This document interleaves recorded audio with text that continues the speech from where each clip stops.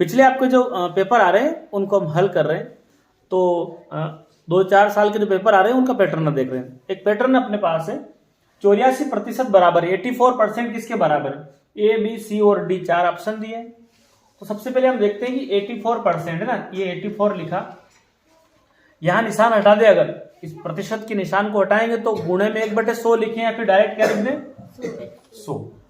तो यहां भी मिल रहा है, लेकिन ये तो उत्तर 225 कहां से आएंगे बेटे? ये हो नहीं सकता, ये नहीं होगा, क्योंकि ये जो इसमें 84 में 100 का भाग लगाएंगे तो क्या आएगा 0.84 ऐसा आएगा, ये भी नहीं होगा। 42/100 ये तो हो नहीं सकता। ठीक है, इसको हम 2 से भाग लगा देते हैं। बताइए 2 के पहाड़े में 2 चौक 8, फिर 2 दूनी 4, फिर 2 तो यानी कि ये उत्तर आया आपका 42/50। ये पैटर्न आपको समझ में आया होगा, आसान है। ठीक है, तो एक क्वेश्चन आपके लिए दे रहे हैं, आप बताइए कि इसका उत्तर क्या होगा।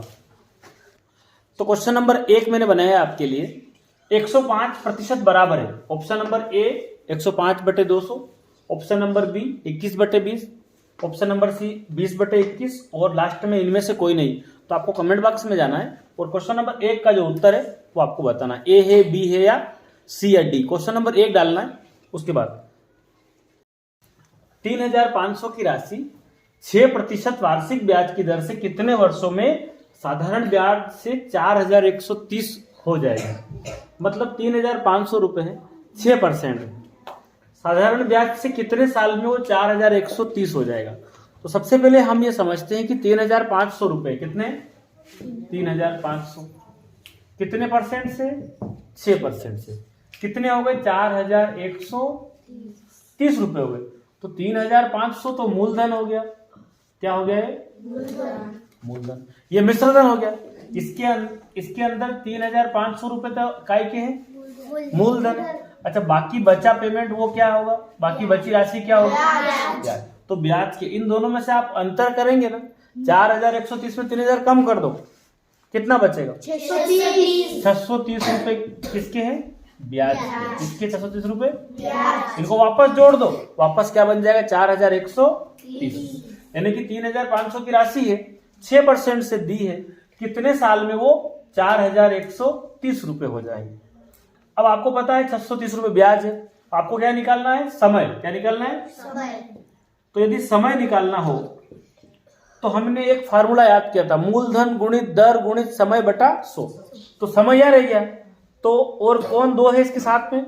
मूलधन और दर। वो कहाँ चले जाएंगे? मूलधन और दर बटे में मूलधन गुणित दर। ऊपर क्या रह जाएगा? साधारण ब्याज गुणा 100। ये बहुत बेसिक चीजें हैं, यदि आपको नहीं पता हो तो आप चैनल की प्लेलिस्ट में जाएंगे और वहां पर आपको ये सभी चीजें मिल जाएगी। ठीक है, तो यहां पर ब्याज कितना इस क्वेश्चन में? 630 रुपए गुणा 100 सूत्र में। ये मूलधन कितना, कितने रुपए मूलधन?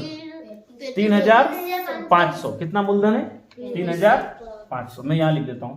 तो ये ब्याज बना 630 गुणा 100 बटे में आपका मूलधन कितना? 3500। 3500 ये लिख दिया, 3500 गुणा दर कितने प्रतिशत है? 6%। तो 2 शून्य से 2 शून्य, 6 से काट दो, 6 एकम 6, ये तो छोटा है तो 0 लगा दी, 6 पंजे की 30 और 35 से 105 काट दो, कितना आएगा? 35 तिया 105। 3 वर्ष। क्या समय निकला? 3 वर्ष। तो ये चारों सूत्र आपको बनाने आते होंगे ना? ठीक है, देखिए पहला फार्मूला क्या है? साधारण ब्याज बराबर मूलधन गुणित दर गुणित समय बटा 100। ये पहला फार्मूला है ना, मूलधन गुणा दर गुणा समय बटा 100। यदि हमें मूलधन नहीं दिया हो तो हम मूलधन को इस साइड लिख लेते हैं, ये मैंने लिख दिया मूलधन। अब बताइए मूलधन यदि मैंने यहां लिख दिया तो दर और समय इसके गुणे में थे, दर और समय कहां चले जाएंगे? बटे में। तो मैं यहां लिख देता हूं दर गुणा समय। क्या लिख दिया मैंने? दर गुणा समय। अब क्या बचा? साधारण ब्याज गुणा 100, ये ऊपर चला जाएगा, है ना? अच्छा देखिए, यदि आपको दर नहीं दी हो, क्या क्या याद करना हो? दर। तो आप क्या करेंगे? दर यदि निकालना हो तो मूलधन और समय कहां चला जाएगा? बटे में। मूलधन गुणा समय। अब ऊपर क्या रह जाएगा? साधारण ब्याज गुणा 100। तीसरी चीज, यदि आपको समय निकालना हो, क्या निकालना हो? तो समय ज्ञात करना हो तो मूलधन और दर कहां चले जाएंगे? बटे में। तो आपको लिखना है मूलधन गुणा दर।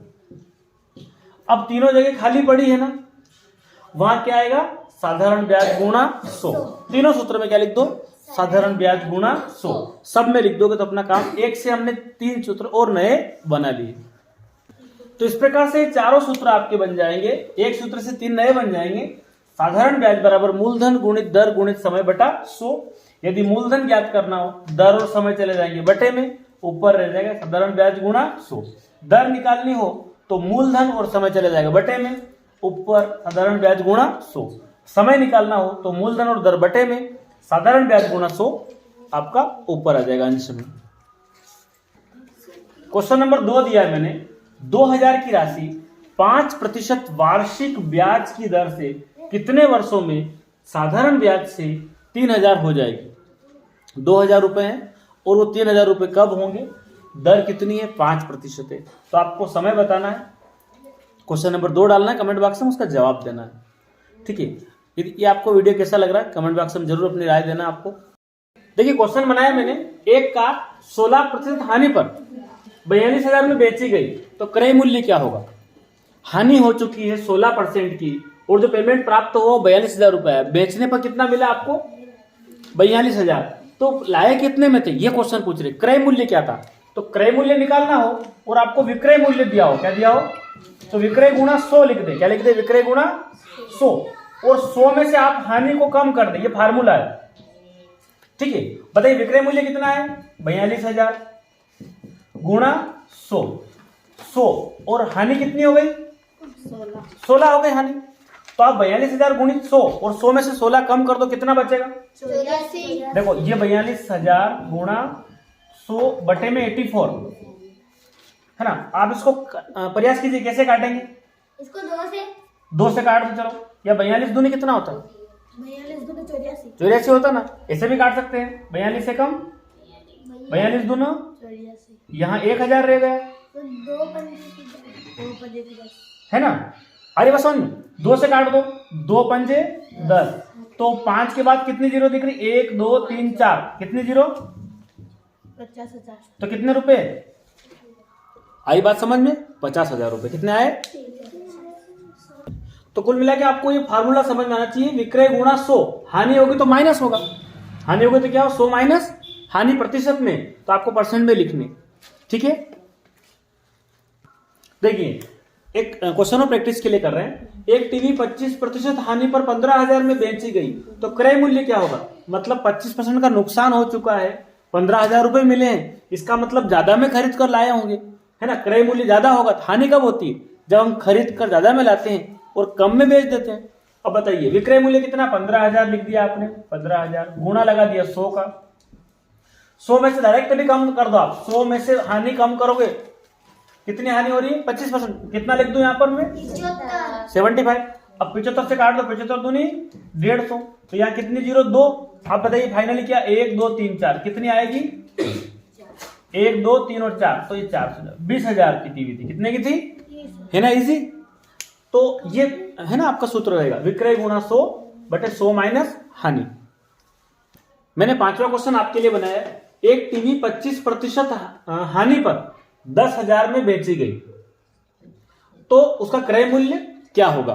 है ना, एक टीवी 25% हानि पर 10,000 में बेची गई तो उसका क्रय मूल्य क्या होगा? इसको आप हल करेंगे और कमेंट बॉक्स में इसका जवाब देंगे।